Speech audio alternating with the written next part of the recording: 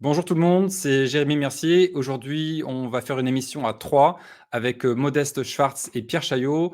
Et ça s'intitule Vaccine Napoléon. On va revenir sur les origines historiques de ce qu'on a vécu ces dernières années et qui ne sont finalement qu'une répétition de certaines choses qui ont déjà été faites dans le passé.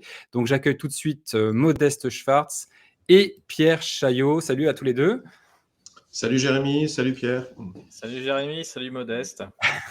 Ok, donc on va faire ce travail, cet exercice qui n'a pas été beaucoup fait dans le cadre de la résistance, je dirais, de revenir un peu sur les origines historiques de ce qu'on a vécu ces dernières années.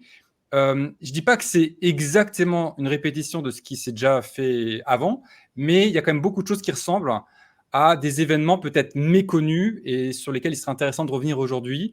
Et Modeste a écrit un article qui s'appelle 214 ans pour rien sur son Substack. Pourquoi et comment nous n'avons toujours pas dépassé Napoléon? Et tu reviens donc, Modeste, sur les origines, déjà à l'époque napoléonienne et même un peu avant, on va revenir dessus, des injections, du contrôle de la population via des injections. Tout à fait. Je pense qu'on mettra le lien en description, en accompagnement de la vidéo. Ceux que ça intéresse pourront aller regarder dans le blog. Bon, on va en parler de toute façon. Oui, Okay. alors en effet, Modeste, j'ai lu ton article assez tôt et en effet, je trouve que c'est une pierre manquante à tout ce qui a été dit, de fait de recontextualiser ce qu'on a vécu dans un ensemble historique un peu plus grand. Voilà, mon ami Jean-Luc Bozek dit toujours que la nouveauté est une méconnaissance de l'histoire. Et là, en effet, il faut sortir de la fable que tout ce qu'on a vécu est entièrement nouveau. Le contrôle de la population, le contrôle du pouvoir sur la médecine, son utilisation pour faire tout un tas de choses, la mise en place de mesures exceptionnelles, etc. Et donc tout ça, en effet, je trouve ton article vraiment essentiel de replacer dans un contexte historique ce qu'on a vécu, de remontrer les similitudes avec ce qui se fait depuis 200 ans et même avant. Mais bon, sur l'histoire napoléonienne, on a quand même beaucoup de choses, beaucoup de textes et c'est vraiment intéressant. Donc je trouve ça vraiment bien de faire cette vidéo, de remettre ça dans le contexte pour se séparer de l'idée qu'il s'est passé quelque chose d'entièrement nouveau. Peut-être de nouveau en termes de degrés, peut-être de nouveau en termes de technologie utilisée, mais en termes de principe, on est vraiment sur la même chose que ce qui s'est passé avant. Voilà, du coup, Modeste... Ce que je trouve très intéressant aussi, c'est qu'on a ce côté amnésique ou ignorant, parce qu'on a cette mémoire juste générationnelle, et forcément, on a oublié ou on ne sait pas ce qui s'est passé ne serait-ce qu'il y a un peu plus de 100 ans, et encore pire, 200 ans. Et pourtant, il y a des vraies similitudes entre ce qui a été vécu à partir de mars 2020 et ce qui a été vécu à l'époque napoléonienne sur des populations particulières ou à des moments précis de l'histoire. Et c'est important qu'on vienne dessus pour remettre tout en perspective et prendre un peu de recul, plutôt que rester enfermé et penser que tout ce qu'on vit est complètement nouveau et c'est inédit, etc. Pas tant que ça. Dans mon texte, en fait, j'ai utilisé la métaphore, j'ai parlé en réalité d'une deuxième enfance, donc de la sénilité qui répète, comme chez l'individu, souvent, certains motifs de la petite enfance. Bon, c'est une métaphore biologisante appliquée à la vie d'une société entière, appliquée à l'histoire. Ça vaut ce que ça vaut, comme en général les métaphores, et notamment les métaphores biologisantes. Il y a des limites. Mais j'ai quand même trouvé en travaillant, parce que j'étais le premier surpris en réalité, c'est-à-dire je me souvenais bien d'avoir, entre autres en suivant d'ailleurs tes causeries, entre autres avec Courmiret, etc. Bon, je me souvenais bien d'une certaine chronologie, qu'en gros c'était l'époque du directoire de l'Empire, etc., qui en France avait lancé, on va dire, ce que maintenant on appelle le paradigme biosécuritaire. Mais en même temps, je me souvenais aussi, et là tu pourras peut-être le rappeler ensuite, que c'était des idées et même des pratiques et des expériences, etc., qui étaient déjà dans les tuyaux à ce moment-là. C'est-à-dire tout ça ne date pas de la toute fin du XVIIIe siècle ou du tout début du XIXe siècle. C'est plutôt le moment, la révolution de l'Empire, ça a plutôt été le moment de l'ouverture politique, c'est-à-dire où tout un tas d'idées, de tentations, etc., qui existaient, parce que c'était un des éléments des Lumières. Désolé pour les gens qui idolâtrent les Lumières, mais ça en fait partie. Par exemple, c'est une idée voltairienne, la manie de l'inoculation, etc. Et qu'on retrouve donc chez Napoléon, qui était un grand voltairien. Ce qui, par exemple, lui, a valu l'inimitié de Henri Guillemin.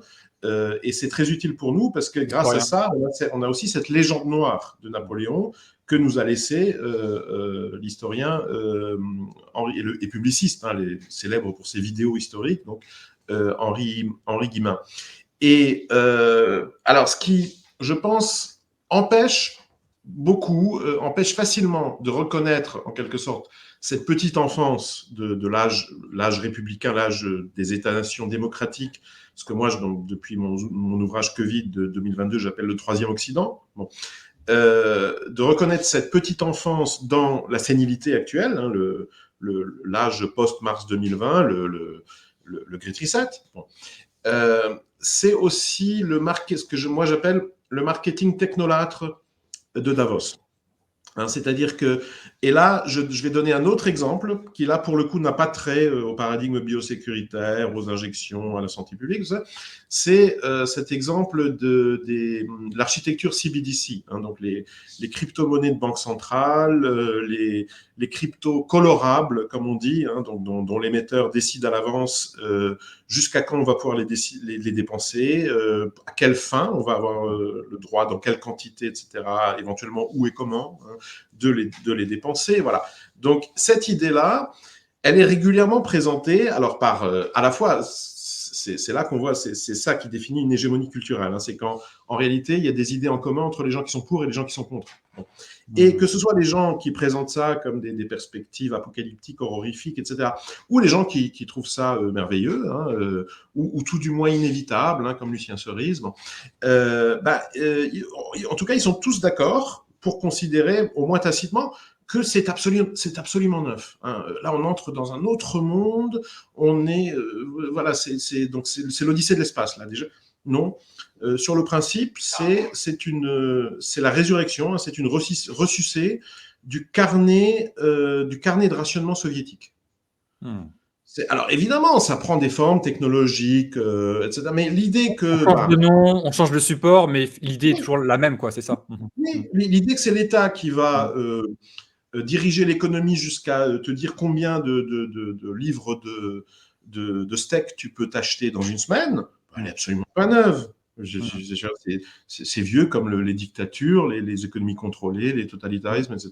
Alors oui, d'accord, les chips, le cloud et l'idée de connecter tout ça, oui, d'accord. Enfin, et là, c'est pareil. C'est-à-dire que quand on regarde ces histoires de création du paradigme biosécuritaire, de l'apparition même de la notion de santé publique à l'époque du Directoire et de l'Empire, ben, on se rend compte qu'à une époque, donc je rappelle, hein, parce qu'à l'époque donc 2020, la grande effervescence, et puis ensuite 2021, l'effervescence anti-vax, tout ça, il y a eu tous ces débats, et il y avait une sorte de point Godwin, on en revenait toujours à Pasteur. Alors, pour Pasteur, contre Pasteur. Pasteur avait raison, Pasteur avait tort, etc.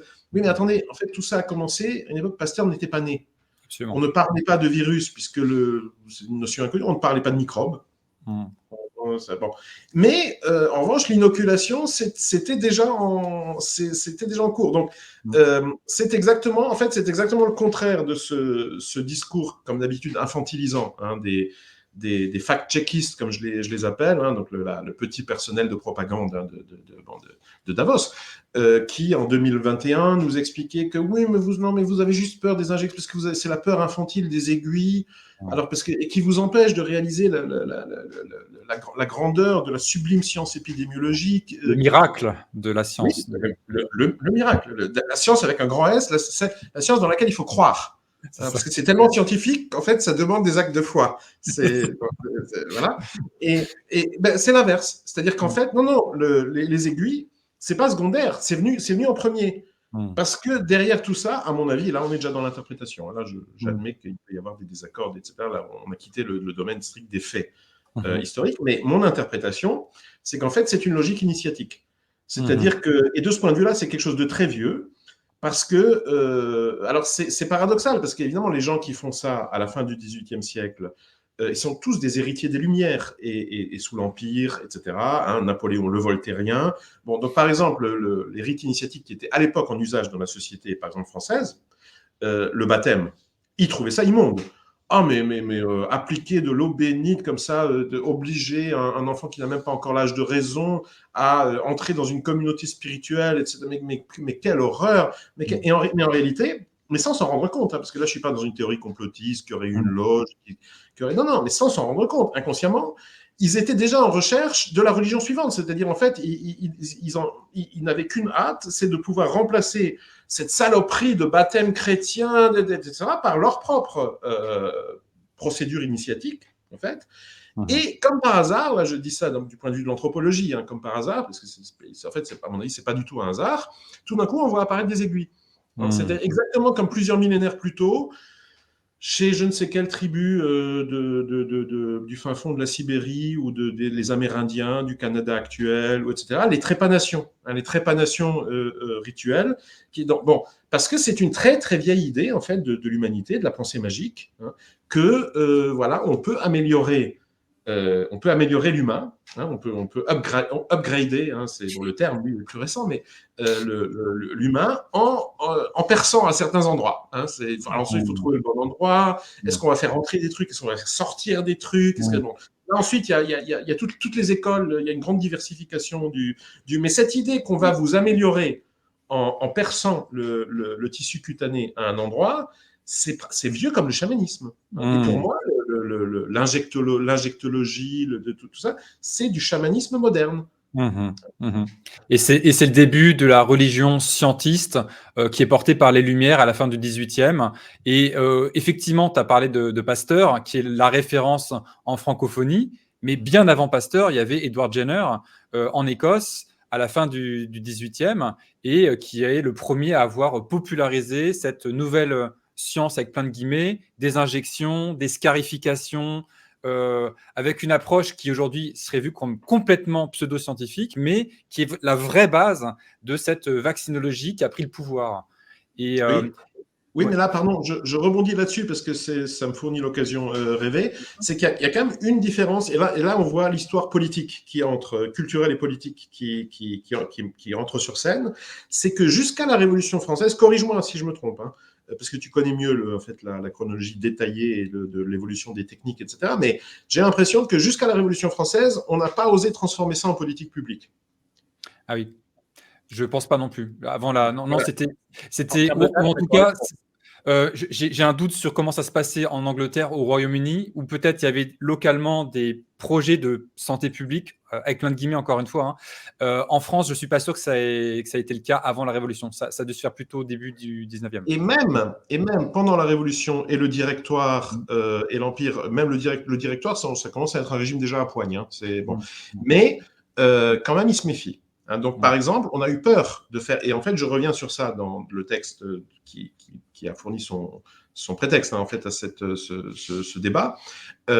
C'est que ce que j'ai constaté, c'est que, en fait, en France, si j'ose dire métropolitaine, sur le territoire de la République en train de devenir l'Empire, il ne s'est rien passé de tel, je pense, parce que on se méfiait.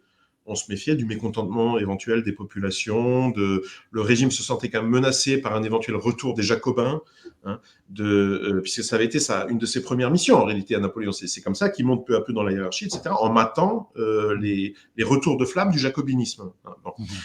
Donc, en France, il ne s'est rien passé, mais toutes les expérimentations, hein, toutes les grandes innovations, les premières à chaque fois, ont eu lieu sur le territoire de l'État actuellement connu comme l'Italie. Et pourquoi? Parce qu'il y a eu une invasion française. Là, je parle tranquillement d'invasion parce que, alors, il y a un débat chez les historiens quand il s'agit, par exemple, de l'Autriche ou de l'Allemagne actuelle, etc. Hein, donc, il y a la légende dorée, on dit la République était en danger, les monarchies allaient envahir le territoire. Et il y a en face des Guillemins, par exemple, qui répondent c'est pas vrai, ils n'avaient pas les effectifs, ils n'avaient même pas vraiment l'intention, tout ça. C'était des guerres d'invasion de la République aux abois. Hein, c'est toujours le problème des assignats en réalité, c'est-à-dire qui va payer pour un problème qui remontait à la monarchie. Hein. Là, en revanche, c'est les légitimistes qui n'aiment pas trop en entendre parler, parce que tant qu'il y avait les Bourbons, la monarchie, et puis d'ailleurs jusque-là, Dieu aidait hein, la France, financièrement pas trop d'ailleurs, mais enfin, voilà. Et bon, mais là, on n'a pas besoin de trancher ce débat, parce que quand il s'agit de, on va dire, de la frontière Est, quoi, avec l'Allemagne, l'Autriche, bon, je dirais qu'il y a débat, on peut en discuter. Mais là, dans le cas de l'Italie, c'est des espèces de petites républiques totalement pourrissantes, totalement divisées, etc., ne menaçaient absolument personne à l'époque, à la surface, et surtout pas la France, avec sa grande armée, même avant Napoléon. Hein, bon. Donc là, c'était très clair, on les a envahis. Désolé, hein, il y en a que ça va peut-être un peu choquer, mais un peu comme l'Occident collectif, voilà, l'OTAN, bon, a décidé d'aider l'Ukraine, hein, bon, en faisant main basse sur les meilleures terres arables, tout le potentiel industriel, voilà, et en récupérant d'ailleurs une grande partie de la main d'œuvre, hein, puisqu'il y a un tiers de la population qui maintenant bosse en Allemagne. C'est bon. Donc c'est pareil, hein, c'est une annexion et même un raid, hein, c'est-à-dire que les Français, ils sont même pas forcément allés nécessairement dans l'idée d'y prendre pied, d'y rester très longtemps, mais il y avait énormément de trucs à rafler. Et Napoléon l'a dit. On a conservé ce discours qui est un discours de capitaine de corsaire, hein, à ses soldats avant d'entrer en Italie. Il leur dit: vous allez entrer dans un pays de cocagne, vous allez vous en foutre plein les fouilles. Je veux dire, c'est open bar en fait. Hein, Alors tu peux rappeler en quelle année c'était ça? Donc ça commence à la toute fin du XVIIIe siècle. Et donc, les armées françaises rencontrent pas tellement de résistance, il y a rien en face. Hein, bon. Commencent leurs opérations de démocratisation, etc. Rafle tout. Hein, bon. Voilà. Ils fondent des espèces, parce qu'il faut quand même un peu stabiliser politiquement la situation, donc des espèces de petites républiques fantoches, toutes plus républicaines, démocratiques les unes que les autres, etc. D'ailleurs, souvent avec des membres de la famille Bonaparte à leur tête, pour que ce soit vraiment démocratique. Là. Et là, du coup, on est dans une situation, je dirais, comparable à l'Ukraine actuelle. Bon, en fait, il y a une espèce de junte au pouvoir, c'est un régime largement militarisé, c'est un régime d'occupation, en réalité, avec des auxiliaires locaux hein, qui collaborent avec l'occupant, et puis une population qui, je dirais, bon, c'est un cheptel mis à disposition, quoi. Hein, donc, vous avez envie de les envoyer s'étriper sur tel champ de mine, ça, vous les envoyez. Vous avez envie de faire des petites expériences amusantes de médecine, de biologie. Voilà, il vous faut des organes, vous prélevez. C'est bon. C'est la situation ukrainienne actuelle. Je suis désolé. Voilà, bon. Et donc, c'est le genre de contexte dans lequel des ingénieurs sociaux, comme ça, des condottieri éclairés, hein, qui ont beaucoup lu Voltaire, peut-être un peu trop, bon, vont facilement être tentés de faire des expériences. Puisque, en fait, il y a pas de... Ils risquent rien. Il n'y a pas de responsabilité politique. Personne ne va leur demander des comptes, en réalité. De toute façon, les Français sont en Italie fin 19e, fin 18e, début 19e, et c'est open bar, ils sont en terrain conquis, ils peuvent faire leurs petites expériences. Ouais. Et là, je pense que le mieux, c'est que je lise juste un petit passage hein, donc d'un texte que je cite dans l'article auquel j'ai fait allusion avant, sur mon blog. Et c'est une citation d'une étude que je ne sais pas, peut-être une quinzaine d'années, c'est relativement récent, écrit d'ailleurs par un historien qui avalise à 100%, à 150% hein, le paradigme vaccinaliste de santé publique, etc. Donc il y a, là, comme on dit en Roumanie, je travaille avec le matériel du client. Hein, voilà. Et donc, en termes de date, peut-être, voilà. Donc là, donc la France a envahi l'Italie. Ils sont au nord d'Italie, ils sont implantés. Ils ont un cheptel à disposition sur lequel ils vont pouvoir faire tout ce qu'ils veulent. Et on est juste après, on va dire, l'arrivée de la popularisation de Jenner en Angleterre, qui a popularisé le principe d'inoculation. Voilà, qui consiste à récupérer du pus de quelque chose quelque part, de faire une scarification sur quelqu'un, d'injecter le pus dedans, de refermer, et puis de dire que ça va le protéger pour la suite s'il survit à ce qu'on vient de lui faire. Donc on est dans ce contexte-là où on a... conditions hygiéniques, je précise, dans des conditions hygiéniques désastreuses. Hein. Ils prennent des morceaux de rouillé de métal, ils raclent un peu les vésicules, ils prennent du pus, ils remettent ça sur une personne et encore sur une autre personne. Enfin, c'est monstrueux. Et Dieu reconnaîtra les siens. Hein. Exactement. En même temps, quand on survit à ça, c'est quand même qu'on est en bonne santé.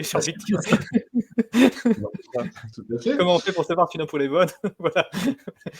Et donc je cite hein, cette étude, donc je cite dans mon texte. Voilà. Un décret de 1802 déclare que la vaccination a obtenu, ouvrez les guillemets, l'assentiment général des gouvernements les plus éclairés de l'Europe. Alors là aussi, pour ceux qui ont vécu l'année 2020, qui n'étaient pas sur une exoplanète, vous vous souvenez, oh non mais sûrement tous ces pratiques covidiennes, tout ça, ça doit être la bonne méthode puisque tout le monde le fait. Donc voilà. Et en 1804, le préfet de Rhénau déclare que la vaccination est, ouvrez les guillemets, commune aux nations les plus cultivées et les plus éclairées de l'Europe. Alors qu'à l'époque, c'est une nouveauté, mais c'est déjà, c'est la nouvelle normalité. Vous voyez, la nouvelle normalité dont parle Klaus Schwab au printemps 2020. Non, ça date, on en parlait en fait, alors pas dans ces termes-là, mais en fait, l'idée était présente, parfaitement présente en 1804. Donc d'où le titre de mon article qui est, je l'ai intitulé 214 ans pour rien. Alors pourquoi 214 ans? Parce que c'est la durée qui s'est écoulée entre 1806 et 2020. Alors bon, j'ai retenu, parce qu'il faut toujours retenir une date ou une autre, c'est un des drames de l'histoire. Bon. Donc j'ai retenu 2 dates extrêmement symboliques. 1806, pourquoi en fait, comme on le voit là, il y a un certain nombre des faits que j'évoque, que je rappelle, qui datent d'avant 1806, de même 10 ans plus tôt.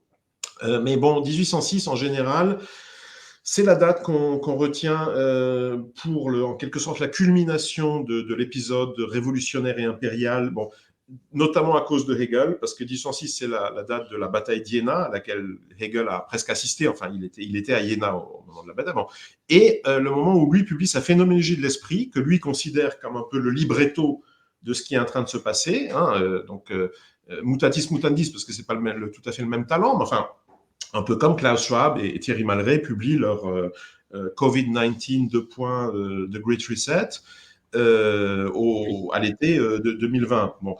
Et Hegel, qui était déjà très schwabien de ce point de vue-là, d'ailleurs, on déduit que 1806, en fait, c'est la fin de l'histoire. C'est la fin de l'histoire humaine, puisque moi, maintenant, j'ai publié mon bouquin. Donc, achetez le bouquin, lisez, vous comprendrez au moins ce qui vous est arrivé rétrospectivement. Et puis, c'est donc le Geist est ton seul Dieu, et puis moi, Hegel, je suis son prophète, et joyeux Noël. Bon. Donc, ça, c'est pour la date de départ. Et puis, la date d'arrivée, mars 2020, je pense que ceux qui nous écoutent comprendront pourquoi. Bon, parce que c'est quand même le moment, là, on parle de la petite enfance de l'âge républicain, de l'âge des États-nations démocratiques, et puis de sa sénilité. Mars 2020, c'est le moment où presque toutes les républiques modernes, laïques, généralement dotées d'une constitution, au moins dans le monde latin, ce sont donc, à une ou 2 exceptions, donc un peu la Suède, surtout la Biélorussie, se sont littéralement assises sur leur constitution.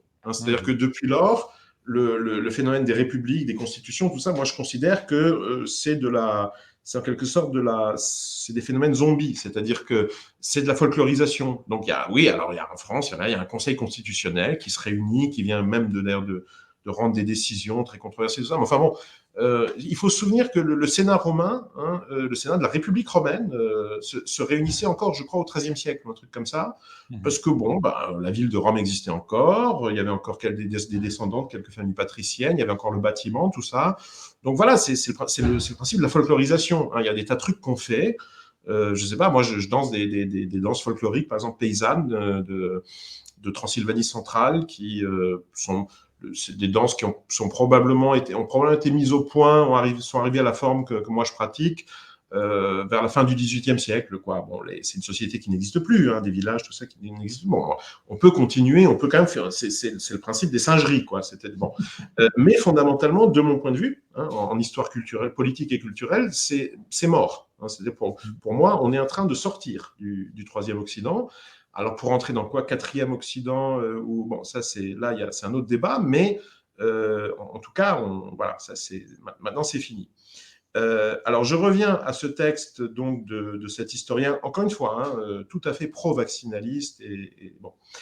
Et donc, je cite. Puis, le 9 mai 1804, le vice-président Melzi publie un décret en 13 articles qui jette les bases de la politique de vaccination pour la durée de la domination napoléonienne, sous-entendu en Italie. Le décret crée une structure centralisée et uniforme, destinée à, ouvrez les guillemets, prévenir les effets funestes de la variole en rendant la vaccination générale et commune à tous. Fermez les guillemets. Il institue un directeur général des vaccinations chargé de superviser les vaccinations dans l'ensemble de l'État. D'éminents médecins, appelés delegati, étaient chargés de superviser l'activité de vaccination des médecins dans le pays. Il rendait compte des progrès et des difficultés au directeur qui transmettait les informations au gouvernement. Les fonctionnaires municipaux étaient responsables de la vaccination dans leur ville. Là, je m'interromps vraiment. Souvenez-vous des gens qui, en 2020, étaient horrifiés et parce qu'ils découvraient soudain cette nouveauté radicale. Ah, mais on est en train de militariser la santé. Il y a tout un tas de décisions, de prérogatives qui avant relevaient de docteurs, des gens dans des hôpitaux, tout ça. Et puis tout d'un coup, c'est des gens en uniforme qui non, ça n'a rien de nouveau. Attendez, là, on parle de 1804. Là. Bon. Donc le fait que tout ça soit du ressort du ministère de l'Intérieur, en fait, c'est aussi vieux que les pratiques d'inoculation elles-mêmes. Bon. Donc je reprends ma citation.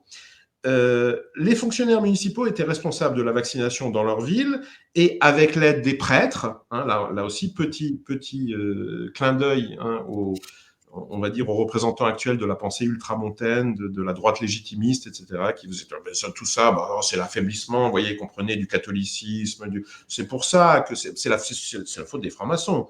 Et puis peut-être je sais pas, d'autres lobbies peut-être ethniques, ou bon, j'entre pas dans les détails, mais oui, enfin bon, à l'époque, malgré tout, vous voyez, Napoléon, auteur du Concordat, c'est-à-dire qu'il avait négocié avec le pape de l'époque, pour que justement les prêtres en France deviennent des agents de propagande de son système autoritaire, entre autres pour faciliter la conscription, qui était encore quelque chose de nouveau et que les populations trouvaient assez scandaleuse, que des roturiers qui ne sont pas censés porter l'épée, soient astreints à aller se faire tuer en Russie, etc. Les gens étaient, c'est pas grave, on va faire un concordat, et c'est les curés qui vont leur expliquer que la patrie, là, etc., du coup, il faut mettre en uniforme et aller étriper d'autres chrétiens. C'est assez neuf quand même, parce qu'à l'époque des croisades, il y avait déjà eu comme ça une intervention, d'une militarisation en quelque sorte de l'Église à l'époque des croisades, mais enfin, à l'époque, théoriquement, c'est parce que les lieux saints étaient occupés par l'islam. Là, non, c'est la Russie, la Sainte Russie, etc. Mais bon, il faut aller les étriper parce que la patrie, voilà. Et c'est des curés qui leur expliquent ça. C'est pour ça que Napoléon a fait le Concordat, d'accord avec le pape de l'époque, qui a signé, qui a certes négocié assez durement avant de signer. Oui, enfin, ce qu'il a négocié, c'est surtout le niveau de salarisation des évêques. Voilà. Donc je reprends, des responsables de la vaccination dans leur ville et avec l'aide des prêtres devaient signaler tous les foyers de variole et mettre en quarantaine les personnes infectées. Les contrevenants étaient passibles d'une peine pouvant aller jusqu'à 40 jours de prison. Il est important de noter que les pauvres sont vaccinés gratuitement. L'édit ne prévoyait pas de vaccination obligatoire. Là, j'ouvre une parenthèse, c'est venu juste un peu plus tard, toujours en Italie occupée, dans une espèce de principauté que Napoléon avait créé, je crois, pour sa sœur, en fait, voilà, pour qu'elle ait aussi une principauté. Donc, l'édit ne prévoyait pas de vaccination obligatoire, mais précisait que les enfants non vaccinés n'étaient pas admis à l'école élémentaire. On est en 1804. Et que les familles pauvres, dont les membres n'étaient pas vaccinés, se voyaient refuser l'accès à l'aide sociale.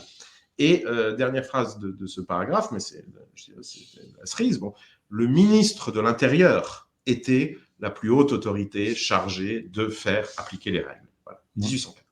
Là, on se dit vraiment qu'on n'a rien inventé en 2020.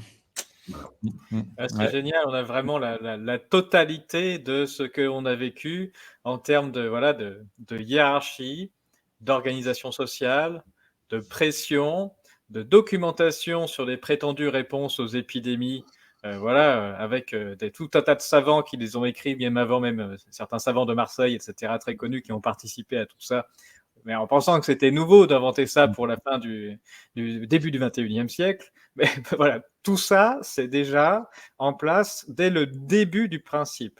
Et en effet, tu l'as rappelé, c'est-à-dire qu'à partir du moment où on veut se servir du principe de l'inoculation, donc il va passer tout de suite en population générale, c'est-à-dire qu'on a le pouvoir qui repère immédiatement le potentiel que ça a pour la totalité de l'histoire, de la culture qu'on veut fonder à partir de l'État, finalement de l'État-nation protecteur, la nouvelle mère qui va s'occuper de ces ouailles et qui prend ça vraiment comme un élément parfaitement structurant. Le rite initiatique, la protection, l'obligation, l'exclusion de tous ceux qui vont pas adhérer à ça, et ça sous couvert de science. Et d'humanisme. Et d'humanisme. C'est vraiment, c'est pour le bien commun, c'est pour les protéger, les pauvres personnes qui se rendent pas compte. Enfin, on a vraiment les mêmes ressorts. C'est hallucinant. Oui. Et d'ailleurs, il y a une phrase qu'il faut souligner. Donc parce qu'on parlait avant donc des conditions assez horribles, totalement anti-hygiéniques du truc. Bon, alors cette phrase qui m'avait vraiment, alors c'est formidable que le type, l'historien là, en question, ait réussi à écrire ça. Ça l'a pas fait cligner, visiblement. Je comprends pas, mais donc parce que je le cite. Encore une fois, tout ça, c'est pas moi. C'est d'un historien qui est absolument dans le paradigme vaccinaliste. Bon, je cite le premier donc de ces décrets de 1802. Daté du 5 novembre 1809, fait l'éloge de la nouvelle découverte et autorise la vaccination, ouvrez les guillemets, en tout temps et tout lieu, fermez les guillemets, tout en interdisant l'inoculation dans les zones urbaines. Ah oui. Ah tiens, pourquoi l'interdire dans les zones urbaines? Ou pourtant, selon la pensée épidémiologique, qui viendra plus tard, mais il y a les masses, la promiscuité, donc les possibilités de contamination, tout ça. Alors, je sais pas, l'historien là n'en parle pas. Moi, dans mon esprit complotiste, malade, forcément, j'ai une hypothèse qui me vient à l'esprit, qui est probablement incorrecte, qui est sûrement, qui est que peut-être ils se sont dit que si on se met à faire ce genre de truc dans des zones densément peuplées où il peut y avoir des foules comme ça potentiellement subversives et qui assistent à ça et qu'on pourrait éventuellement, si ça se passe mal, finir en garniture de lanterne. Que donc, il vaudrait mieux éviter qu'il n'y ait pas trop de monde autour, peut-être un peu isoler les victimes avant mais ça, encore une fois, c'est mon esprit complotiste, c'est le délire fasciste de mon. Il y a sûrement d'autres raisons que l'historien en question, là, pour des raisons X, n'a pas jugé bon de reconstituer. Je sais pas, je soulève juste, je tenais à citer cette phrase. Alors, il y a un certain nombre de rapports historiques où il y a eu des tentatives de généralisation de l'inoculation dans des grandes villes et qui ont été, mais toutes des catastrophes bien documentées. Et donc, évidemment, quand on fait cette pratique de manière importante sur des populations qui habitent tous au même endroit, eh bien, on mesure assez facilement la catastrophe avec le nombre de personnes du coup qui tombent malades de manière extrêmement forte, voire des décès, et c'est documenté. Donc, en effet, ça devient rapidement une mauvaise idée de trop centraliser à des endroits précis, puisque sinon ça va se voir. Voilà, c'est vieux comme le monde.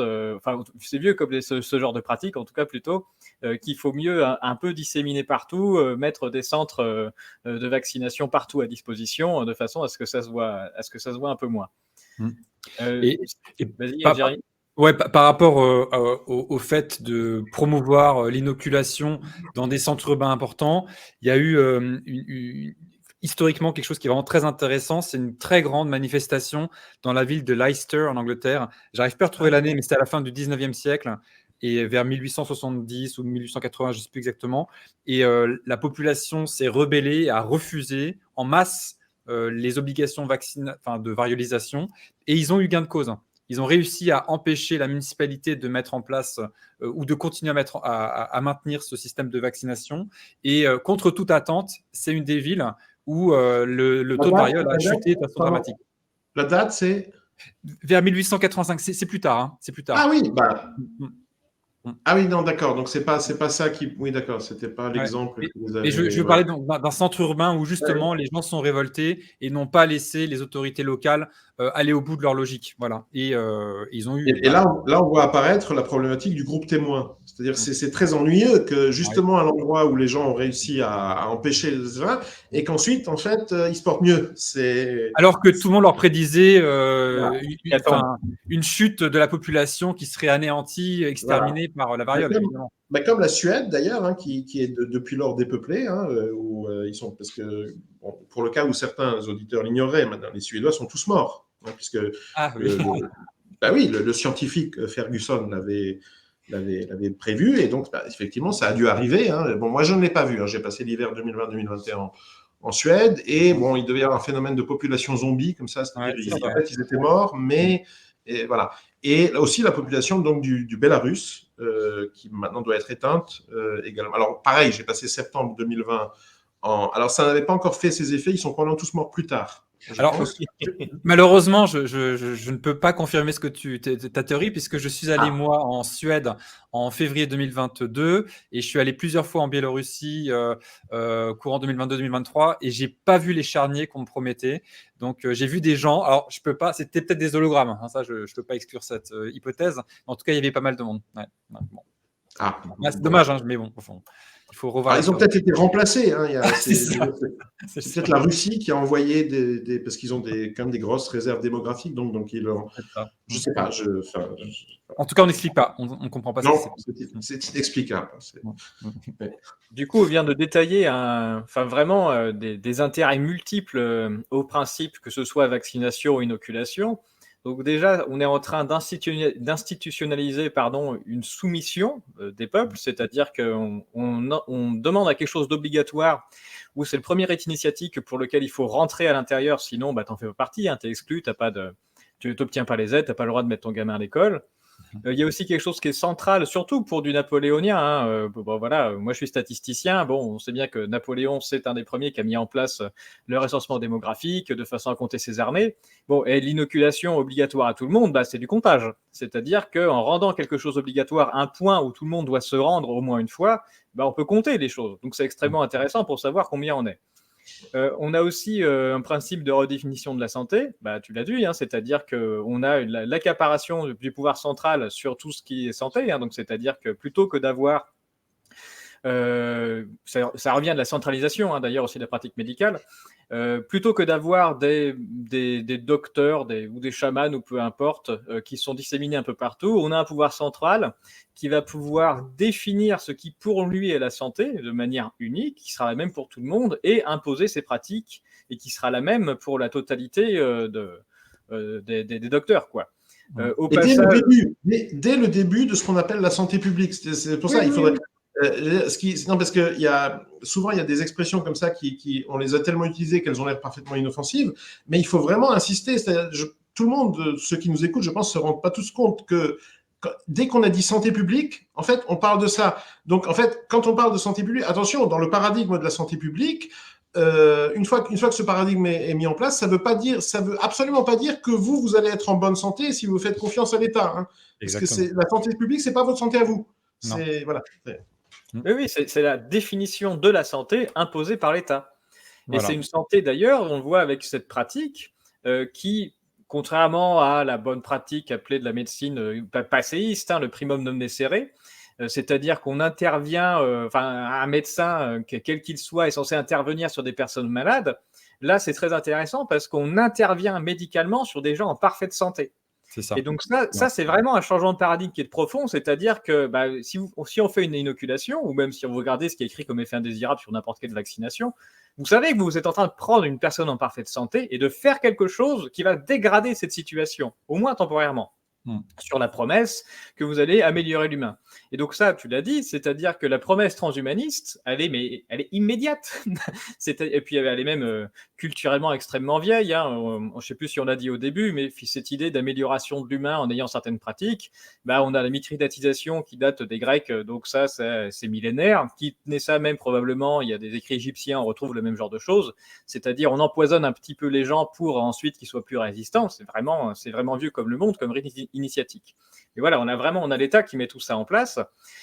Et puis, en plus, cette centralisation, elle va permettre le fait d'intervenir sur des gens en bonne santé, en termes de nombre d'interventions et de manne financière pour ceux qui vont vendre ensuite ces médicaments par le biais de l'État, c'est colossal.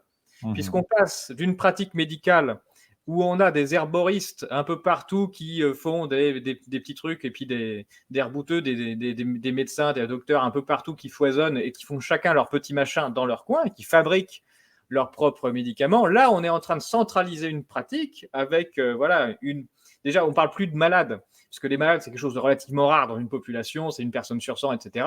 Là, c'est toute la population, donc on multiplie par 100, par 1000, le nombre de personnes possibles avec qui on va pouvoir vendre un truc de force, puisque c'est l'État qui va l'acheter pour tout le monde sans qu'on ait rien à dire, et le même produit qui sera filé à tout le monde, qui sera un truc industrialisé, fourni par tes copains, etc. Donc toute cette structuration, elle est vraiment colossale, elle a lieu tous en même temps, et elle date pas de maintenant, quoi. C'est vraiment, en effet, c'est dès l'instauration du principe de santé publique qu'on a la totalité de la structure qui se met en place et qui devient, mais voilà, quelque chose de politique, de pouvoir, financier évidemment, parce que tout ça, ça va ensemble, mais qui date donc depuis au moins 2 siècles, quoi. Et donc ça, c'est vraiment... En plus de ça, l'humain devient un danger pour l'autre du fait de sa propre existence, de son unique existence. C'est-à-dire que le danger est partout et le salut vient d'une action de santé publique imposée par l'État de façon autoritaire. Voilà. Le salut vient de l'État, et c'est là que je me permets j'interviens parce que je suis tout à fait d'accord, hein, je signe absolument ce que vient de dire Pierre. Dans l'éclairage, en quelque sorte, l'angle adopté, moi je vois les dangers, parce que je ne prétends pas que Pierre tomberait dans ce panneau. Je dis que, présenté comme ça, disons, il y a une pente, c'est-à-dire ça peut facilement verser dans, d'une part, ce que j'appellerais l'anistorisme, donc essayer de penser en dehors de l'histoire, et d'autre part, l'économisme. Je m'explique. D'une part, oui, il y a création d'un marché, c'est clair, et je pense que tu as exposé très clairement, hein, en quoi, bah oui, parce que du coup, c'est plus seulement les malades, les gens qui ont des symptômes, les gens qui vont se plaindre et trouver éventuellement d'eux-mêmes un médecin, c'est tout le monde, d'accord? Donc, d'accord, il y a création d'un marché. Cela dit, je dirais, là, 1802, 1804, etc., j'hésiterais à dire que Big Pharma existe déjà. Hein, c'est pas encore eux les gros intérêts, etc. Donc, ce réflexe qu'ont eu beaucoup de gens dès 2020, etc., follow the money, tout ça, c'est des gros sous, etc. Non, attends, oui, aussi, et ça facilite. Hein, je dirais, c'est un peu l'huile dans les mécanismes. Hein, ça lubrifie, ça graisse, ça aide parce qu'il faut des mercenaires, comme pour toutes les guerres. Hein, et je veux dire, un Bourla, un Bancel, etc., ils vont pas se battre pour vos beaux yeux. Hein, je veux dire, il faut que ça rentre. Hein, c'est bon. Donc, mais derrière, il y a une logique avant tout politique. Et effectivement, on en parlait avant, hein, jusqu'à la Révolution, l'Empire, bon, il y a des tentations, il y a des expériences, on en parle, mais il n'y a pas de politique publique. Moi, j'y vois une raison qui n'est pas accessoire, j'y vois une raison profonde, et c'est là qui dépend de ma vision de l'histoire, hein, quand je dis que pendant cette période, 1789-1806 ou 1815, il y a transition du deuxième Occident, c'est-à-dire l'Occident des monarchies éclairées, hein, des despotismes centralisateurs, vers l'âge des États-nations. Bon. Et qu'est-ce qui se passe, en réalité, de mon point de vue, hein, là, encore une fois, on entre dans le domaine de l'interprétation. Il y a décollation de Louis XVI, un grand moment symbolique. Là, je vais faire plaisir aux légitimistes, aux catholiques.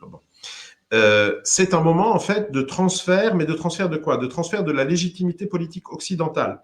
Parce que quand on dit toutes ces pratiques, etc., la mitridisation, les tentations post-humanistes immanentes aussi dans les pratiques chamaniques, tout ça, c'est vieux comme l'humanité, oui, ça, c'est vrai. D'un point de vue anthropologique, c'est vrai. En revanche, la possibilité que tout ça se traduise en politique publique, c'est-à-dire que tout ça, finalement, devienne une forme de gouvernement des hommes, ça, en revanche, c'est beaucoup plus moderne, même si on pourrait trouver des analogies dans le Moyen-Orient du deuxième millénaire avant Jésus-Christ, l'Empire assyrien, hein, les gouverneurs qui étaient émasculés, justement, pour ne pas... donc, il y a eu on peut trouver des phénomènes annonciateurs d'une certaine façon. Mais en gros, pour que ça se produise à cette échelle-là, hein, d'une société, d'un continent, de tout le monde industrialisé, ou en cours d'industrialisation à l'époque, c'est que quelque chose dans l'histoire culturelle, de mon point de vue, quelque chose de très important et d'inédit jusque-là s'est produit. Et c'est que, encore une fois, au moment de la décollation de Louis XVI, il y avait donc cette légitimité politique qui, depuis l'époque des croisades, de la scolastique, dans l'Occident, ce que Oswald Spengler déjà appelait la culture occidentale, elle est d'ordre théologique. C'est-à-dire que ces rois n'étaient pas comme des despotes ou des rois de cités antiques, etc. Leur légitimité n'était pas terrestre. Alors, elle se transmettait certes par le sang, là il y avait un principe dynastique, mais ils étaient avant tout ouin, l'onction, donc par l'Église. C'était ce qui faisait du roi toujours très chrétien, hein, par définition, alors que ce soit le tsar de toutes les Russies, les Bourbons en France, mais ils avaient reçu l'onction, et donc ils étaient en quelque sorte une sorte de canal de transmission entre la volonté providentielle, ce que j'appelle le canal sotériologique. Sotériologie, c'est la science du salut. Donc c'est la providence, les décisions par lesquelles la providence veut amener le peuple au salut, jusqu'à la décollation de Louis XVI, ça passe par une personne, et même une personne, le physique de cette personne, le corps du roi. Il y avait une sacralisation du corps du roi. D'ailleurs, les corps des monarques souvent étaient soumis à tout un tas de pratiques assez bizarres. Bon. À partir du moment où il y a décollation de Louis XVI, où il y a répudiation de ce principe, et où on va dire vox populi, vox dei, la voix du peuple, c'est la voix de Dieu, on change de vecteur. C'est-à-dire que là, en réalité, quand on célèbre des élections, hein, et j'ai fait sur mon blog récemment un podcast sur les différences entre démocratie antique et démocratie moderne, pour moi la démocratie, c'est-à-dire démocratie occidentale. Pour moi, c'est ça la différence essentielle. C'est que quand, dans l'Athènes du 5e siècle avant Jésus-Christ, etc., les citoyens, c'est-à-dire les paterfamilias, en fait, se réunissaient pour voter, c'était vraiment une négociation. Un peu comme vous avez des négociations dans le monde des affaires, dans la sphère économique, encore aujourd'hui. Bon, il y a des intérêts éventuellement divergents qui viennent se rencontrer, puis on essaie de trouver un consensus, un moyen. Mais il n'y avait pas de sacralisation spécifique, je dis bien spécifique. Le lieu pouvait être sacré, tout ça. Bon, mais il n'y a pas de sacralisation spécifique de cette négociation et donc du vote, qui était souvent à main levée, qui était bon. Le vote dans la démocratie occidentale, le troisième Occident, ce que j'appelle le troisième Occident, l'âge des États-nations, en réalité, c'est qu'on s'en rende compte ou pas, hein, c'est une logique culturelle, mais ça a une teneur sacrale. C'est-à-dire que c'est le peuple qui va parler, hein, les bulletins qui tombent dans l'urne, etc. Mais en réalité, ce qui en sort, ça a une valeur ordalique. Hein, c'est-à-dire, si vous voulez, comme l'ordalie au Moyen-Âge, on fait un duel et en fait, c'est Dieu qui décide. Donc, en fait, celui qui survit au duel, c'est qu'il avait raison. C'est lui qui disait la vérité. Bon. Et en réalité, c'est ça le principe. Et alors, quand on dit, maintenant, le corps du roi, ça va être le corps du peuple, le peuple, il aurait vraiment tort de trop se réjouir.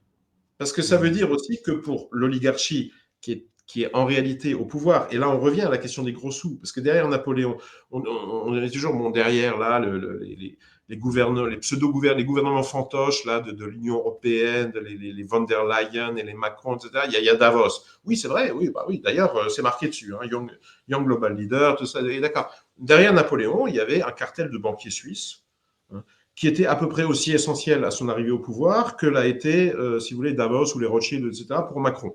Donc là encore, venez pas me raconter que c'est un truc, que c'est tout nouveau, qu'on vient de le découvrir, ça s'est passé là, c'est parce que De Gaulle est mort et que Pompidou l'a trahi, et que... Mais non, ça a 2 siècles, arrête, bon. Voilà. Et donc, cette oligarchie, parce que ces régimes deviennent ipso facto plutocratiques, en réalité. À partir du moment où il n'y a plus une logique de caste, où on n'hérite plus en fait, de la légitimité et de la noblesse, c'est que c'est les plus riches qui vont... C'est le fric qui va dominer la société. Hein. Désolé pour ceux que ça froisse ou que c'est... Bon, mais moi, en tout cas, je vois ça comme ça, et j'ai l'impression que c'est effectivement passé comme ça. Oui, mais en même temps, on est en train de dire que maintenant, vox populi, vox dei. Donc, ce corps du peuple, hein, qui va émettre le verbe sotériologique, hein, qui va traduire les édits de la Providence concernant un peuple donné, hein, il faut le tenir, du point de vue de cette oligarchie, je dirais, il faut le tenir sous un très strict contrôle. Et là, on revient à ce que disait Pierre avant, c'est-à-dire que même si j'y avais pas pensé avant, effectivement, on n'a pas du tout besoin de présupposer qu'il y a eu une préméditation, un vaste plan, éventuellement vieux de 3 millénaires, parce que non. Mais à partir du moment où, avec peut-être les meilleures bonnes intentions du monde, hein, quand Voltaire faisait la pub de l'inoculation, etc. Bon, bah, vous voyez, il devait se dire, ça devait être un Michel Onfray de son époque, quoi. C'est de le dire. Oh, bah, c'est super, ouais, on va vivre plus longtemps. Oh, bah, quelle bonne idée. Non, je vais pouvoir faire encore plus d'universités populaires, etc. Passer dans des émissions de télé, aller faire des restos, la sculpture de soi, comme il disait à l'époque. Bon. Et donc, oui, mais une fois qu'on commence à essayer, qu'on voit les résultats qui ne sont pas terribles et que ça implique un peu de. Il y a du travail de. Il y a de la post-prod un peu policière quand même, voilà. Et qu'on se dit, ah oui, mais du coup, en fait, c'est pas mal ça. C'est pour un peu contrôler là, le corps du peuple tellement sacré, tout, qui vont être appelés à voter, puis à aller se faire étriper en Russie aussi, parce qu'il faut quand même la géopolitique. Hein, bon, voilà. Et donc, ça serait la petite correction, mais c'est même pas, encore une fois, ça ne va pas à l'encontre de ce que tu disais. Ça complète en quelque sorte pour mettre en garde une fois contre ces pentes, de croire que c'est juste les gros sous. Oui, d'accord, mais il faut bien voir par quelle voie ces gros sous finissent par créer un système politique qui pourra éventuellement même à un moment donné se retourner contre eux d'ailleurs. Hein.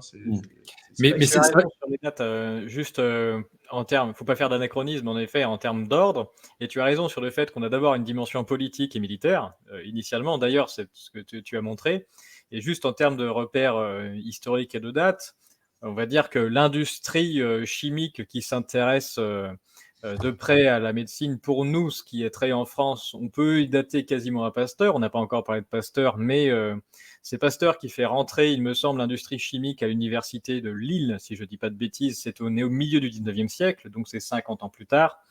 Et l'industrialisation totale de la médecine, elle va démarrer à très très grande vitesse à partir du début du XXe siècle, avec le rapport Fleischner aux États-Unis, où, financé par les Rockefeller, qui possèdent la Standard Oil, et donc la panacée, la nouvelle panacée.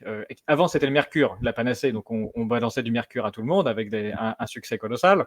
Et puis, à partir du début du XXe, évidemment, la nouvelle panacée, c'est forcément le pétrole. Donc, c'est le pétrole qu'on va bouffer, injecter à tout le monde, et c'est le nouvel or noir. Et donc, le rapport Fleischner est là pour détruire les autres fausses médecines, hein, que ce soit l'homéopathie ou etc. Il va dire, voilà, non, il y a une vraie science exacte.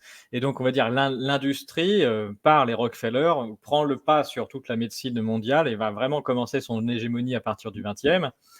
Et il aurait fallu en France quelques années, et notamment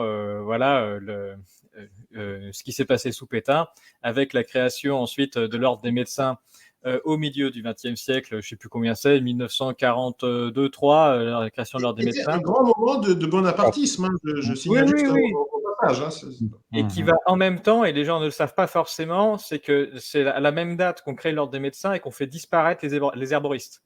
Oui, bien sûr.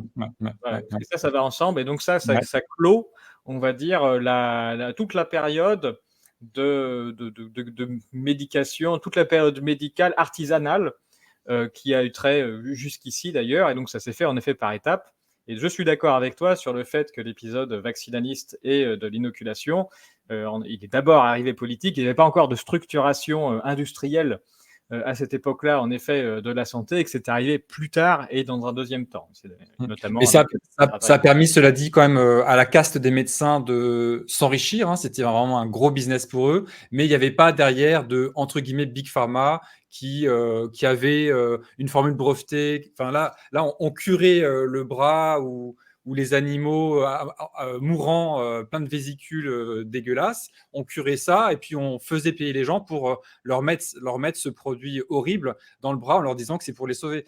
Et c'est là, je pense, que les médecins ont assis leur pouvoir encore plus, je dirais, sur les gens. Il y avait déjà un peu ça, mais il y avait peut-être aussi un côté où on se méfiait plus, la saignée perdait peut-être de sa superbe, les pratiques commençaient à être vues de façon plus grotesque, mais là, quand arrive l'inoculation, c'est le moderne, c'est génial.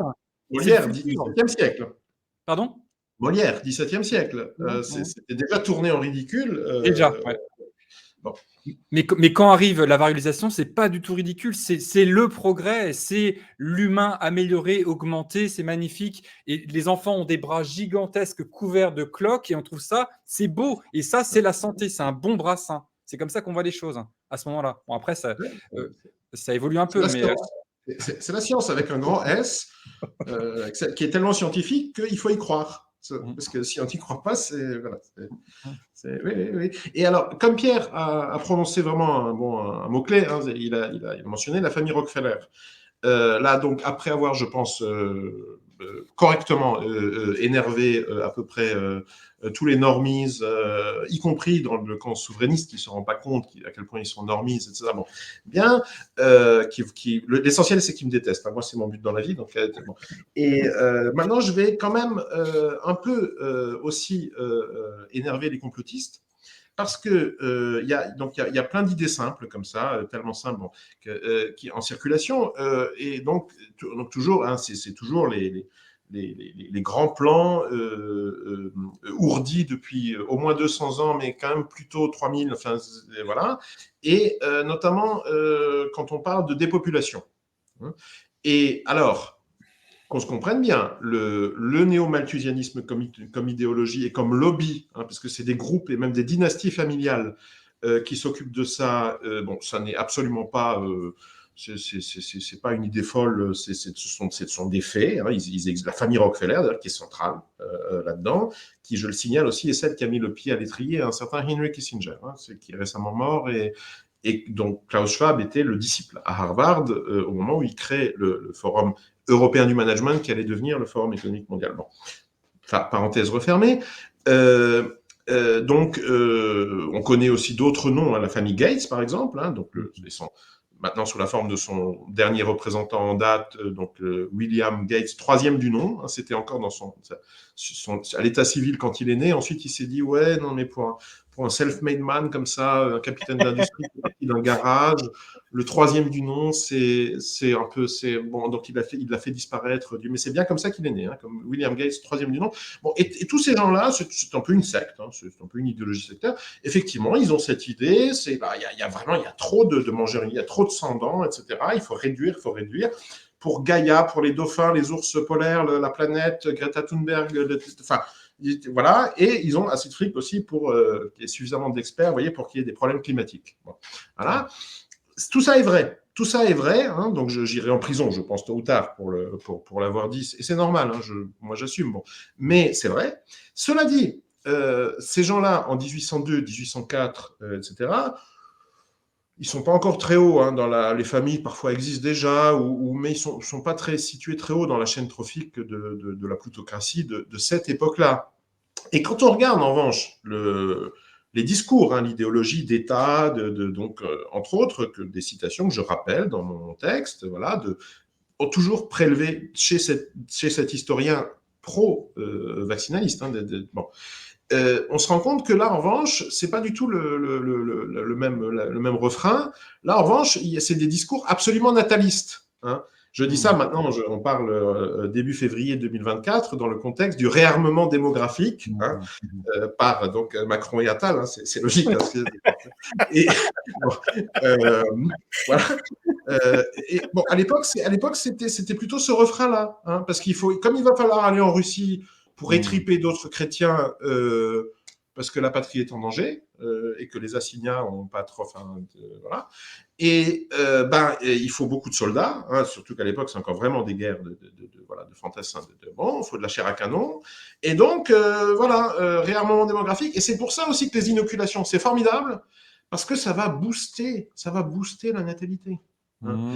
Donc en fonction, ensuite, moi je dirais que cette idéologie, en fait cette religion, hein, des inoculations, c'est une toile de fond idéologique parce qu'en fait c'est directement connecté, je dirais, à la matrice du progressisme et à la matrice du culturel du Troisième Occident, de l'âge démocratique. Voilà. Et qu'ensuite on voit par moments venir se greffer là-dessus, hein, ce que j'appellerais des agendas sectoriels, hein, donc les manies du moment de tel ou tel gouvernement ou de telle ou telle petite secte qui peut beaucoup influencer les gouvernements, peut-être même d'ailleurs jusqu'à aussi influencer la recette de certains sérums. Encore une fois, c'est des idées de complotistes, hein, de mon cerveau malade.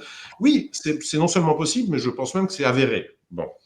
Cela dit, on aurait vraiment tort, par exemple, de penser que ça part de là. C'est-à-dire, par exemple, cette idéologie, ou en fait, c'est une croyance sectaire, hein, de la dépopulation, c'est pas du tout à l'origine de cette religion des aiguilles, hein. Ça s'est venu se greffer dessus à un moment, et ça a peut-être même d'ailleurs pris plus ou moins le contrôle d'ailleurs en 2020. Donc il y a une collusion, d'accord. Mais c'est pas ça l'agenda, parce que ou l'agenda. En tout cas, c'est pas ça l'esprit, l'essence en réalité de ce truc. C'est ça. Oui, oui. Oui, pour moi, derrière la science religieuse des injections, c'est le contrôle. C'est vraiment ça la base. Après, on peut mettre tout ce qu'on veut derrière, mais l'idée, c'est de contrôler et d'avoir des individus obéissants qui rentrent dans un moule, qui sortent tous du même moule, qui sont entre guillemets améliorés selon les techniques de l'époque, pour les besoins de l'époque, que ce soit la natalité, que ce soit empêcher les épidémies soi-disant, que ce soit pour améliorer, ou enfin bref, toutes sortes de choses. Mais c'est vraiment le contrôle. Oui, Et si la dépopulation est un argument, peut-être, en tout cas, c'est pas un argument officiel aujourd'hui, hein, évidemment, et je suis même pas sûr que ce soit l'objectif. Ça peut être l'épouvantail qui est présenté aux complotistes. Oui, parce que pourquoi le contrôle? Parce que le contrôle, c'est ce qui, pour l'oligarchie, est à la fois existentiel et consensuel. C'est-à-dire existentiel, s'ils perdent le contrôle, ils savent bien tôt ou tard ce qui va leur arriver, hein. Je veux dire, maintenant, je vais pas... je vais pas fournir d'arguments à la 17e chambre. Mais bon, je laisse les imaginations, souvent fertiles. Hein, bon, donc, et existentiel, ça c'est l'aspect existentiel, et consensuel parce que finalement, voilà, le contrôle, c'est quelles que soient les situations concrètes, parce qu'il ne faut pas non plus s'imaginer ça aussi, c'est des délires complots. Vous savez, le gouvernement mondial, ils appartiennent tous à la même loge, et puis ils ont un système de communication secret qui était... Non, évidemment qu'il y a des intérêts qui ne sont pas du tout les mêmes, hein. C'est-à-dire les princes rouges de Pékin, par exemple, eux, moi je pense qu'ils ont plutôt intérêt à des politiques natalistes, hein, étant donné que par leur propre stupidité, hein, de l'époque de Mao, la politique de l'enfant unique, toutes ces conneries, déjà inspirées par le Club de Rome, je dis ça, bon, ouais. Ils ont maintenant un problème gigantesque qui est l'hiver démographique chinois, et là, le vieillissement à vitesse grand V de la population chinoise, qui est quand même celle qui fait fonctionner l'usine du monde en ce moment. Donc là, il y a un petit problème. Donc, à mon avis, non, eux, ils n'ont absolument aucune tentation de population, etc. Ils sont néanmoins, ils fonctionnent en partenariat, en tandem. C'est très officiel, hein. Il y a un Davos, le Davos d'été qui se réunit chaque année en Chine, voilà. Bon. Et alors que bon, effectivement, les pantins à la tête de la zone euro, eux, ils ont un peu plutôt le problème inverse, c'est-à-dire comment on va faire avec une pyramide des âges comme ça, tous ces boomers, pour continuer à leur assurer leur niveau de consommation effectivement historiquement astronomique, hein, on n'avait jamais vu ça dans l'histoire, notamment en France, hein, où je crois qu'ils sont à 20% de revenus économisables en plus par rapport à des jeunes actifs, quoi. Alors qu'ils bossent plus. C'est bon. Donc là, effectivement, oui, de ce côté-ci, je vais dire, du monde et de l'oligarchie, l'intérêt, ça pourrait peut-être plutôt être d'un peu élaguer, hein, qu'il y en ait moins, quoi, parce que bon, là, les comptes publics, la santé des monnaies occidentales, notamment par rapport aux monnaies asiatiques, des endroits où on produit encore des trucs. Bon, voilà. Donc, en fait, moi, je considère comme parfaitement compatible, c'est-à-dire que qu'il y a une partie de l'oligarchie qui aurait plutôt envie d'avoir plus de larbin, plus voilà.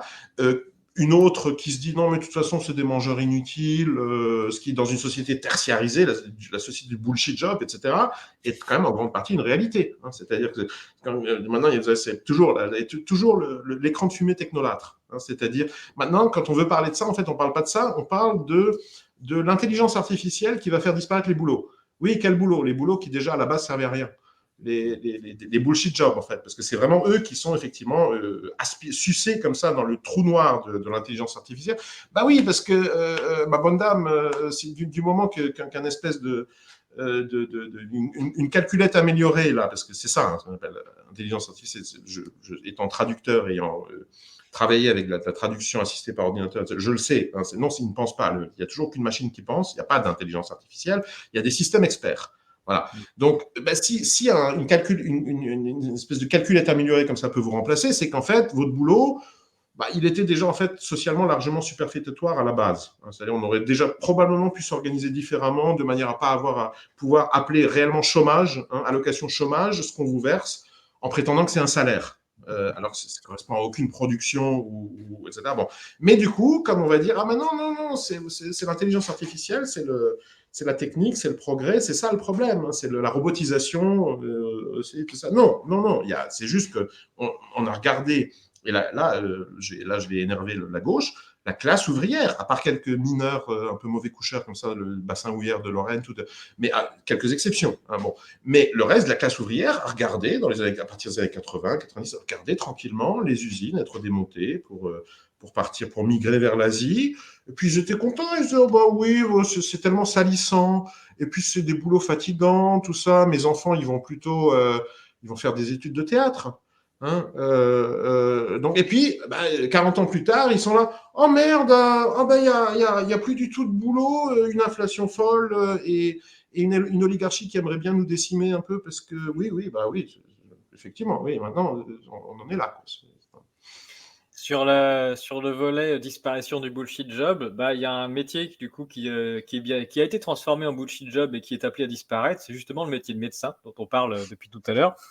À partir du moment où on avait fait un système étatique qui se met en place et qui considère qu'il y a une santé unique pour tout le monde, qui sera décidé par des protocoles automatiques auxquels on va avoir un humain qui va se foutre le rituel initiatique qui est une aiguille mais qu'on fout au fond du nez de façon à récupérer des bouts de cellules qu'on va mettre dans un flacon et que le flacon va décider de la bonne molécule fendue par la bonne personne de ce qu'on va recevoir. Il est absolument inutile de mettre un humain au milieu de tout ça, hein.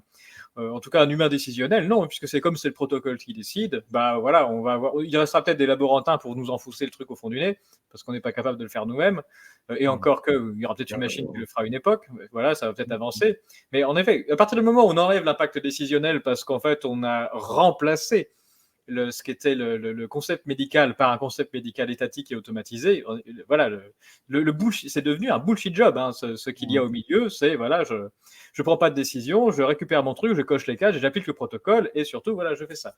Alors, il y a une espèce de décorum aujourd'hui, il reste des types en blouse blanche qui gagnent des sommes folles basées sur la sécu, hein, puisqu'en fait, on paye rien, comme c'est la sécu qui paye, on a l'impression que c'est gratuit.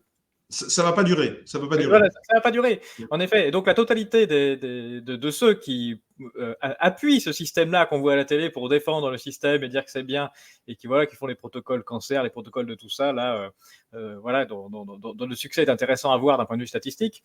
Je m'arrêterai là, hein, parce qu'il y a des lois qui sortent.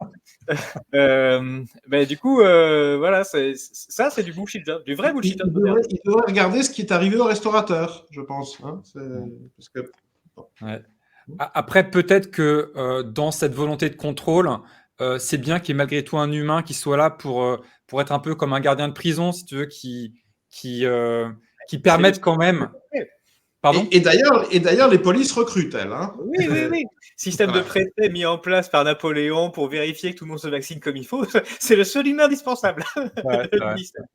Qui avait aussi mis en place ce carnet ouvrier. Hein, donc le flicage, donc les débuts des politiques d'État antisyndicales, comme quoi nostalgique du communisme, nostalgique du fascisme, et surtout adorateur des républiques laïques, de la démocratie qu'il faut rétablir contre Davos, hein, amis souverainistes, et embrassez-vous en réalité. Vous appartenez tous à la même secte, vous êtes tous des progressistes, vous êtes tous pour le dépassement de l'humain, que vous trouvez tous tellement rétrograde, machiste, raciste. Enfin, voilà, c'est dégueulasse l'humain, hein, en réalité. Je veux dire, déjà, c'est une espèce animale, donc bon, on a beau aimer, oui, mais alors les caniches, parce que c'est gentil, ça se voit vraiment, les chatons, les plutôt petits d'ailleurs, hein, les plus gros déjà, bon, mais voilà. Donc, en fait, voilà, c'est un message de réconciliation. Hein, Pardon. Je ne sais pas comment va être entendu ce message de réconciliation adressé à ces... Mais la grande paix que l'on a vécue ces dernières années où justement on disait qu'il n'y avait plus de guerre, tout ça, on était en lutte contre l'ennemi commun, tu vois, le fameux virus qui était devenu l'ennemi commun, qui a permis de fédérer toute la population à se comporter de manière héroïque en restant chez soi à manger des chips devant la télé pour ne pas propager l'ennemi. Ben voilà, Modeste Schwartz nous propose de devenir l'ennemi commun aux résistants comme aux capitalistes. D'ailleurs, désolé, vraiment désolé pour ce nouvel encart publicitaire. Les gens vont finir par trouver ça lourd, mais je vais quand même encore faire référence à mon blog parce que j'y ai un autre texte donc on mettra peut-être aussi le lien, dans lequel justement j'explique que qu'est-ce qui s'est passé début 2022. En fait, la Russie est devenue un virus. C'est-à-dire, en fait, l'impérialisme russe, je ne dis pas que ça n'existe pas d'ailleurs, hein, mais qu'importe, du point de vue du spectacle, hein, de ces démocraties mourantes, ce qui existe et ce qui n'existe pas, on a bien compris que ce n'était pas vraiment leur préoccupation. Mais dans ce spectacle, début 2022, voilà, il y a eu substitution. Hein, donc jusque-là, il y avait le virus tueur, voilà, et puis c'est devenu le danger russe. Voilà, c'est donc la Russie s'est substituée, ce qui pose de nouveaux problèmes d'ailleurs parce que le virus n'exprimait jamais d'opinion. Hein, peut-être parce qu'il y a peut-être des problèmes d'existence aussi derrière, mais là je ne veux pas du tout rentrer dans D'ailleurs, c'est pas mon métier, je suis linguiste. Donc voilà, en tout cas, on ne l'a jamais entendu, il n'y a pas de débat à l'intérieur d'un virus, il n'y a pas de... il est là, il se promène, il se transmet, enfin, paraît-il, et puis il tue. Hein, c'est vraiment, il ne fait rien d'autre. Puis il est très malin, selon certains ministres, il est très malin. Très, très malin. Oui, parce qu'en plus, il arrive à cibler le consommateur debout de café, le consommateur assis de café. Tout ça, mais c'est le progrès aussi. Hein, donc, Et alors que, voilà, le problème, en revanche, là, en dehors de l'hologramme, hein, il y a quand même un truc qui s'appelle vraiment la Russie, qui existe. C'est une société où il y a d'ailleurs des partis politiques et des idées divergentes et voilà, et où par exemple tout le monde est pas d'accord. Hein. Là, comment dire, il y a quand même une partie de cette société russe qui se retrouve embrigadée avec des uniformes, etc., à devoir aller s'exposer aux balles ukrainiennes. Donc il y a des gens qui se posent des questions, voilà. Et ça, c'est un vrai problème dans la mesure où le virus, lui, ne se posait pas de questions. Donc ça crée un nouveau. Alors d'une certaine manière, c'est plus confortable, hein, et je dis toujours hein, dans des conversations privées, mais maintenant je vais faire mon coming out. Moi, je suis absolument pro-guerre, parce que depuis qu'il y a toutes ces guerres là, même de plus en plus, hein, maintenant, au Moyen-Orient, tout ça. Mais alors, dans le paradigme biosécuritaire, nous fout une paix royale. C'est formidable. La crainte qu'on pourrait avoir, c'est que si jamais la guerre entre la Russie et l'Ukraine s'arrête, il y ait de nouvelles pandémies qui surviennent. Peut-être X d'ailleurs, hein, comme on ne sait pas trop ce que c'est, mais on sait qu'il va y en avoir une, autant l'appeler X, hein, c'est exactement comme quand on ouvre une enquête contre X, ou quand l'intention est là, hein, je veux dire, ensuite le truc existe plus ou moins, mais au moins les bonnes intentions au moins ont déjà été manifestées d'ailleurs il y a 3 semaines à Davos, hein, donc encore une fois je travaille avec le matériel du client. Oui, il paraît que c'est en plus avec un taux de mortalité à 100%. Il faut juste attendre le bon nombre d'années, c'est tout. Voilà. Ah oui. Oui, et je pense d'ailleurs que statistiquement, ça devrait se vérifier. C'est-à-dire si on attend. Voilà, c'est. Voilà. Ouais. Bon, ayez peur, j'ai envie de dire. Hein. C'est comme ça. C'est ce qui marche toujours le mieux, de toute façon, pour le plus possible, mais si possible, avant tout, hein, de Vladimir Poutine, du Hamas, de tout ça, moi, je préfère. Moi, je préfère parce que je ne vis pas dans une zone de front, tout ça. Enfin, c'est pas très loin malgré tout d'ici. Hein, je suis à Budapest. Mais bon, et quand même, cette paix royale qui nous foutent, hein. Mmh. Depuis, donc moi, vraiment, je suis pro-guerre, hein. Je veux dire, bon, il n'y a pas assez de guerre, je trouve. On devrait d'ailleurs, on nous promet, hein, tous les sites putaclic, là, les trucs, on nous promet des escalades imminentes comme ça, mais depuis 2 ans. De tous les jours, hein, le lendemain, on est censé déjà être en guerre nucléaire, voilà. Mobilisation générale en France, des hommes, des femmes, des trans, bon. Et puis le lendemain, non, ça ne vient pas. Donc c'est un peu, c'est la logique des 2 semaines. Hein. C'est donc 2 semaines pour infléchir la courbe, 2 semaines pour bon, mais de 2 semaines en 2 semaines, bon, bah il y a quand même pas tellement d'escalade que ça, quoi. Mmh. Alors là, j'ai quand même un peu d'espoir avec les Houthis. Là, je me dis, ah, quand même là, eux, Mmh. ils ont l'air bien, ils ont l'air motivés, quoi. Hein. Mmh. Voilà. Ok. Ok. Bon, en tout cas, c'est, enfin, je pense, une bonne chose que de revenir dans l'histoire réelle sur des choses peu connues, très peu connues même, hein. J'espère que enfin voilà, que les gens vont prendre conscience du fait que ben, ce qu'on a vécu récemment, ben, finalement, c'est une répétition de choses qui ont déjà été faites dans le passé, de tous ces précédents, alors en Italie, mais sans doute dans d'autres endroits, et peut-être évite, enfin, je m'adresse aux complotistes cette fois, aux complotistes entre guillemets, peut-être éviter de toujours tomber dans les pièges de simplification et cette espèce d'amnésie qui est tout le temps là, qui fait que, bah, en fait, on regarde les choses avec un regard très très étroit, on n'arrive pas à prendre du recul et réellement à se dire, ah, c'est quoi l'objectif? Est-ce que ça n'a pas déjà été fait dans le passé? Quel était l'objectif dans le passé? Enfin, je pense qu'il y a des questions que les gens ne se sont pas assez posées et il est temps qu'on se pose réellement ces questions. Voilà. Oui, c'est le fait d'analyser notre situation tout en ne réussissant pas à se séparer de notre propre roman historique. Mm. Du coup, de ne pas être capable, en effet, de prendre de la hauteur pour se rendre compte que c'est l'esbrouffe qui est en place, elle est vraiment vieille comme le monde et on la retrouve à différents endroits. Et voilà, donc en tout cas, merci Modeste pour avoir retrouvé ça parce que la Mm. similitude, elle est tellement parfaite Oui, qu'en effet, Bah, merci à vous, parce que encore une fois, sans les informations préalablement recueillies auprès de Jérémy sur la question bien précise de la variole, donc et dans ces dialogues avec Ourmiret, etc. Et puis bon, ben inutile de le dire, hein, sans tout ce qu'on a compris, tout ce qu'on n'aurait jamais pu formalisé intellectuellement sur le covidisme sans les travaux de Pierre, parce que pour moi c'est absolument central. Voilà. Donc voilà, c'est un donné pour un rendu, ou je sais plus comment on dit. c'est de l'intelligence collective, chacun dans sa spécialité, c'est parfait. C'est ça, ok. Bon, en tout cas, merci à tous les deux. Et puis, peut-être qu'on aura d'autres occasions de revenir sur l'histoire. Et Plus voilà. volontiers. Voilà. Et moi, ce que je trouve aussi très important avec ça, c'est que une fois qu'on a ces connaissances, en fait, ça libère de la peur, je pense, parce que quand on comprend pas ce qui se passe, on est beaucoup plus sensible à la propagande et on se dit ah mais si quand même ils n'avaient pas raison sur tel sujet.